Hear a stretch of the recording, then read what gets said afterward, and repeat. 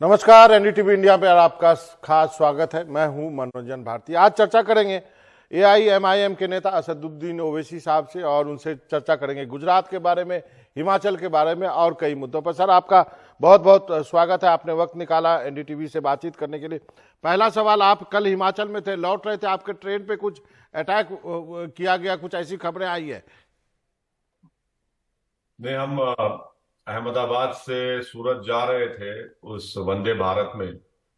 तो मेरे 2 सीट पीछे जो लोग बैठे थे मेरे पार्टी के साथ और जो दूसरे पैसेंजर थे, अचानक उनका शीशा टूट गया। फिर एक दूसरी मर्तबा और एक पत्थर आया, तो 2 पत्थर आए और उसको वारिस पठान साहब और दूसरे हमारे साबिर काबुली साहब ने देखा।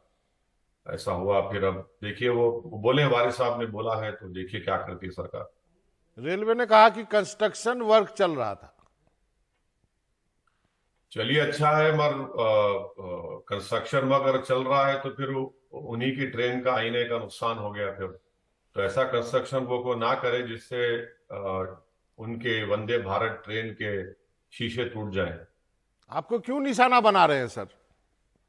अब मुझे नहीं मालूम कि क्या है इसके पीछे, है या नहीं है। वो तो खैर बाबा, देखिए, अब ये तो ऐसा है ना कि अब आप जब भारत की लैला आपको बना दिया जाता है, तो हमारे बहुत से चाहने वाले हमारे मजनू हैं।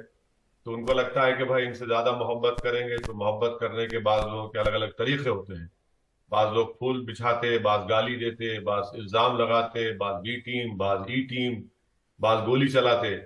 तो अब ये तो हमारी राजनीति की ये हकीकत है भारत की। अब क्या कर सकते हैं इसमें? बाप मुकाबला करना है और ठहरना है अपने उसूलों पर, और जिस चीज को आप मानते हैं, जो अंग्रेजी में कहते हैं करेज करेज ऑफ कन्विक्शन की जरूरत है।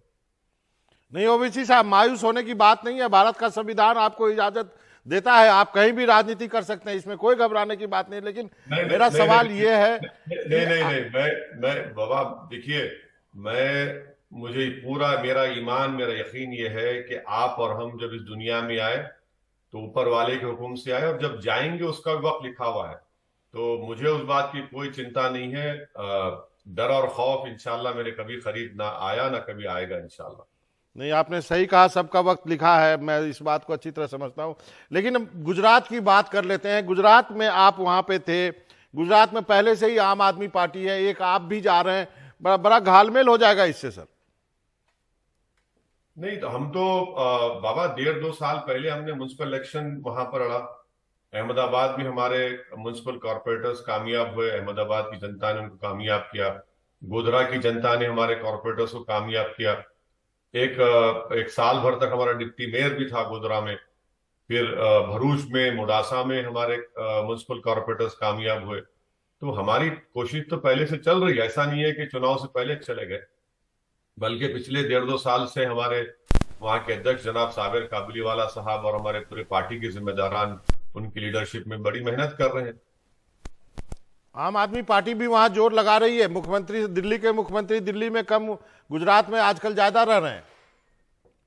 हाँ हाँ, वो तो जा रहे हैं ना, वो तो जा रहे हैं। और मुझे लगता है कि वो नरेंद्र मोदी के नक्शे कदम पर चल रहे हैं, और वो गुजरात की और देश की जनता को बताना चाह रहे हैं कि नरेंद्र मोदी से ज्यादा मैं हिंदुत्व की आइडियोलॉजी पर चलता हूं। और वो नरेंद्र मोदी को उस आइडियोलॉजी में पीछे छोड़ना चाहते हैं, मगर यकीनन वो पूरे उनके नक्शे कदम पर चल रहे हैं। उनकी तमाम जो पोजीशन पॉलिटिकल उनकी स्ट्रेटजी है, उनका जो बोलना का मैसेजिंग है, ऐसा लगता है कि वो 2012-13 के नरेंद्र मोदी को हम देख रहे हैं। बी टीम कौन कौन कहलाएगा फिर बीजेपी का गुजरात में? नहीं नहीं बाबा, देखिए, एक बात याद रख लीजिए कि ये सब टीम वीम और कटवा का इल्जाम सिर्फ असदुद्दीन ओवैसी पर लगता है, क्योंकि मेरा नाम असदुद्दीन ओवैसी है। जिसका नाम असदुद्दीन ओवैसी नहीं होगा, और उसका नाम अगर केजरीवाल होगा, या उसका नाम अखिलेश होगा, तेजस्वी होगा, या शरद पवार होगा, या फिर राहुल गांधी होगा, तो इन पर नहीं लग सकता है, क्योंकि ये लोग सब बड़े दूध के धुले हुए हैं। अब हमारे देश में कास्ट सिस्टम है, मगर पॉलिटिशियंस में भी एक पॉलिटिकल कास्ट क्लास सिस्टम हो चुका है। ये सब लोग जो है, ये पॉलिटिकल अपर क्लास के हैं और हम जो है अछूत हैं। तो इसीलिए इल्जाम तो हम पर ही लगता है, ये सब लोग दूध के धुले हुए हैं और ये लोग एक फ्यूडल एटीट्यूड इनका है कि राजनीति वही करेंगे, गरीबों के मजलूमों के मुकद्दर के फैसले वो करेंगे, और जब गरीब मजलूम को पीटा जाता है, बर्बाद किया जाता है, तो ये लोग अंधे और गूंगे बनकर बैठेंगे और जब चुनाव आएगा तो कहेंगे बेटा अब हमको वोट डाल दो, हम तुम्हारे महाफिज हैं। यहाँ पर एक और चीज का जिक्र करूंगा। आप गोपालगंज बिहार चलते हैं, गोपालगंज की बात करते हैं। कल ही मैं प्रोफेसर मनोज झा साहब से बात कर रहा था और 12,000 वोट आपको मिले।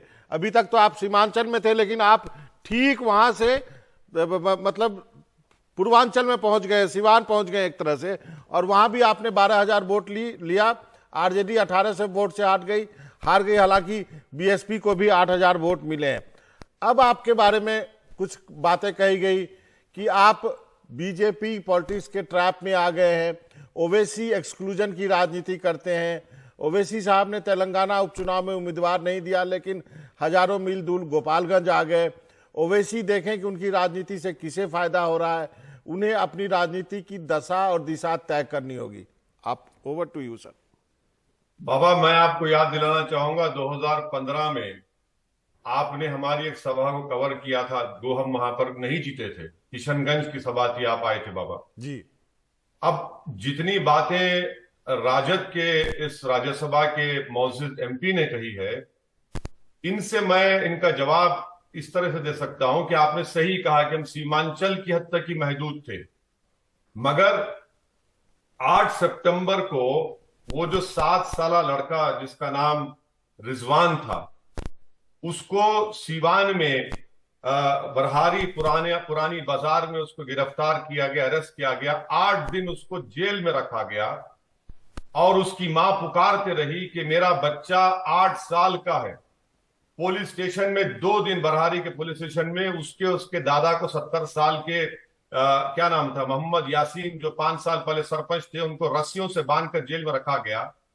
और जब ये जो सेकुलरिज्म के बहुत बड़े खुदा हैं और हम कम्युनलिज्म के बहुत बड़े विलन हैं, तो हम ये सेकुलरिज्म के खुदाओं से पूछना चाह रहे हैं, जब तुम गूंगे हो चुके थे, तुम्हारी सरकार थी, जब एक 8 साल का बच्चा जेल में था, 70 साल का बूढ़ा उसका दादा जेल में था, 8 साल के बच्चे को 8 दिन तुम जेल में रखते, उसकी मां से जुदा करके रखते, जब तुमको याद नहीं आई ये सब बातें? तुम में और भाजपा में क्या फर्क है? बाबा मेरी बात सुनिए। रिजवान को 8 साल का जेल में डाला गया तो खेड़िया गुजरात में पत्थर फेंकने के इल्जाम में मुसलमानों को रोड पर लाकर जनता के सामने पीटा गया। तो बताइए क्या फर्क है इनमें और भाजपा की सरकार में? तो जब ये वाकया हुआ तो मुझे उस जगह से बरहरिया के जिम्मेदारों ने फोन करके कहा कि ओवैसी क्या तुम यहां पर नहीं आओगे? कौन पूछेगा हमको?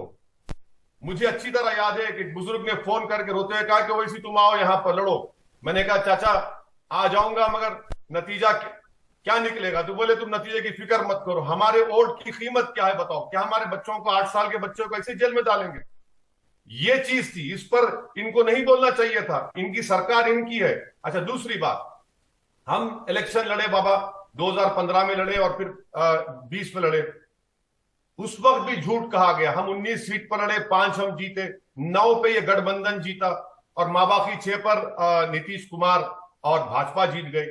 चौथी बात यह है कि सेकुलरिज्म के ये जो खुदा बन के बैठे हैं, जो सारी दुनिया की नौकरी की दुकान चला रहे हैं सर्टिफिकेट बांटने की, नीतीश कुमार कब से सेकुलर हो गए? इनको शर्म नहीं आती कि नीतीश कुमार भाजपा के साथ मुख्यमंत्री बने। जब गोधरा जल रहा था, गुजरात जल रहा, नीतीश कुमार रेलवे मिनिस्टर थे और आप उनसे 2-2 बार उनको मुख्यमंत्री बना लेते हैं। क्या मैं भाजपा के साथ इलेक्शन लड़ा? क्या मैं भाजपा की ताकत पर जीतता हूं? क्या मैं कभी मुख्यमंत्री नहीं बनूंगा? मैं मंत्री भी नहीं बनूंगा। आपको अख्तियार हक किसने दिया इस तरह की बातें करने का? और 5वीं बात बाबा, 12,000 वोट मिले, आप उन जनता को आप क्या समझ रहे हैं? उनको अकल नहीं है। मेरा मानना है कि भारत में बिहार की जनता सबसे ज्यादा पॉलिटिकल कॉन्शियस है, मैं और आप जानते हैं, और उनको आप तौहीन कर रहे हैं, उनकी बेइज्जती कर रहे हैं, उनके इंटेलेक्ट पर आप क्वेश्चन उठा रहे हैं। अरे भाई, आप सत्ता में हैं, आप सरकार में, आप हार रहे हैं, तो आपको सोचना पड़ेगा। और आपको तकलीफ है, आप मुझ पर इल्जाम लगा रहे हैं। हाँ, एक आखिरी बात, मैं नहीं गया गोपालगंज को। अब सीमांचल से बाहर भी हम चुनाव लड़ेंगे, जीतेगा हारेगा वो अल्लाह और जनता फैसला करेगी। क्योंकि अब जिस बच्चे को आपने जेल में डाला, ये आपकी पॉलिसी है। आपको मुसलमानों से क्या मोहब्बत? आप तो सिर्फ यादव परिवार, यादव परिवार, यादव परिवार, उसके बाद सब लोग आते हैं। ओवैसी साहब, क्या आप दिल्ली के एमसीडी का भी चुनाव लड़ेंगे? बिल्कुल लड़ रहे हैं। हमारे कलीम हफीज साहब, वहां के प्रेसिडेंट साहब मेहनत कर रहे हैं। दिल्ली के भी एमसीडी के चुनाव में इम्तियाज जलील साहब वहां के ऑब्जर्वर हैं, वो उनसे मीटिंग किए हैं, वो भी लड़ रहे हैं। लड़ेंगे, एमसीडी भी लड़ेंगे। कितने लड़ेंगे? 50 सीट, 75 सीट? अब बाबा देखिए, मैं हमारे ये तो दिल्ली के यूनिट के प्रेसिडेंट कलीम हफीज साहब और इम्तियाज जलील साहब बैठ के तय करेंगे। वो जो नंबर तय करेंगे उसी पर हम लड़ेंगे। दो छोटे छोटे सवाल हैं। बीजेपी ने कहा कि हिमाचल में आते ही यूनिफॉर्म सिविल कोड लागू करेगी। आप तो बैरिस्टर हैं, क्या कोई स्टेट गवर्नमेंट लागू कर सकती है? देखिए बाबा, अगर Hindu marriage act central legislation है, स्टेट गवर्नमेंट कैसे उस एक्ट को बदलेगी? जी। दूसरी बात, क्या अमित शाह साहब जाकर हिमाचल में एग्रीकल्चर लैंड खरीद सकते हैं? सेक्शन 118 है टेनेंसी एक्ट का, कोई नहीं खरीद सकता एग्रीकल्चर लैंड। किसको बेवकूफ बना रहे हैं? तीसरी बात, हिंदू अनडिवाइडेड फैमिली का टैक्स रिबेट सबको दीजिए। मगर बाबा, यूसीसी से ज्यादा जेपी नड्डा ने कहा कि वक्फ की प्रॉपर्टीज को ले लिया जाएगा हिमाचल में। एक अंतिम सवाल। मुझे मालूम है कि आप भी क्रिकेटर बनना चाहते थे, माशाल्लाह आप अच्छा खेलते भी थे क्रिकेट। भारत और पाकिस्तान के बीच एशिया कप जो है, पाकिस्तान भारत नहीं जाएगी पाकिस्तान, इस पे कुछ कहना? भले ऑस्ट्रेलिया में हम खेल रहे हैं। यही तो हम बता रहे हैं, हम ऑस्ट्रेलिया में खेलेंगे, दुबई में खेलेंगे, भारत आ जाए तो खेलेंगे। अरे भाई, खेलते क्यों है ना भाई? आपको सिर्फ पैसों की जरूरत है। आप जो पाकिस्तान हमारे कश्मीर में खेल खेल रहा है, टेररिस्ट को भिजा रहा है, लश्कर तैयबा को, और हम आज भी भारत कह रहा है कि पाकिस्तान को ग्रे लिस्ट निकालने से वहां टेररिस्ट कैंप खुल रहे हैं जी। ये दोगली पॉलिसी क्यों रखती है मोदी सरकार? चलिए ओवैसी साहब, बहुत बहुत शुक्रिया आपका, आपने वक्त निकाला एनडीटीवी से बातचीत करने। Thank you sir.